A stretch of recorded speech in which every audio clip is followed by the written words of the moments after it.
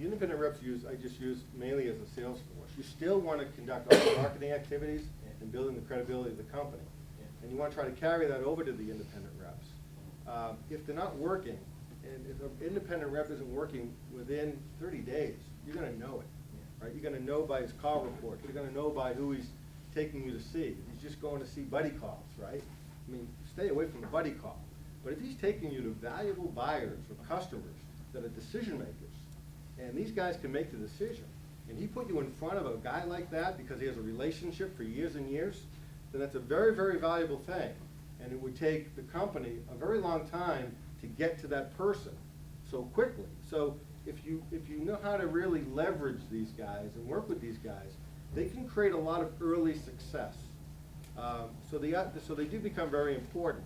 But there is a point in time where they also handle a lot of other products, and they could be detrimental because they're not spending enough time with your product. And at that point in time, you sort of got to say, thank you. And if you have the wherewithal, then go hire your own sales force that are spending a dedicated time selling your products. So there's sort of a necessary means to an end. Right?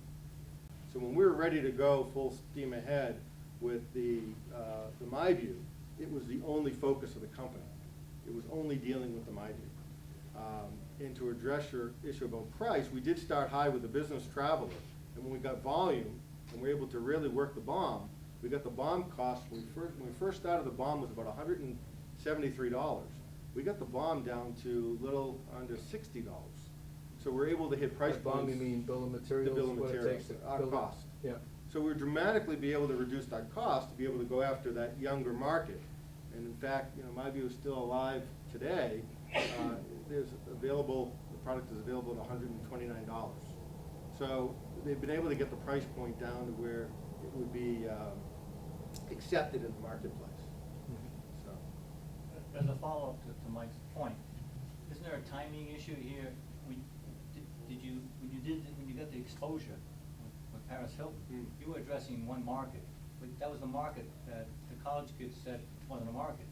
So the question is, if you had done the survey with the college kids after the Paris Hilton scene, you probably would have gotten a completely different result. yeah. I'm sure they would have come back and said, this is the greatest thing in the world, this Paris Hilton said it. Yeah. In these times right now, unfortunately, as the consumer electronic industry, or a consumer electronic company, requires a tremendous amount of capital, because building the brand is a very, very expensive proposition. And if you want to get into the national retailers like Best Buy, you just don't go and say, here it is, Best Buy. They want to know that you have a huge promotional campaign. You're going to drive traffic to the store. So if you're a consumer electronic company and you haven't got that momentum to really raise a lot of capital, then it's very difficult to make the jump from the small specialty retailers to the big national retailers. And that's sort of the predicament that myview was facing, is they didn't have the capital to really make that jump to get into the big national retailers, and they're sort of wavering right now in this sort of between stage. You need a 30-second slot in the Super Bowl.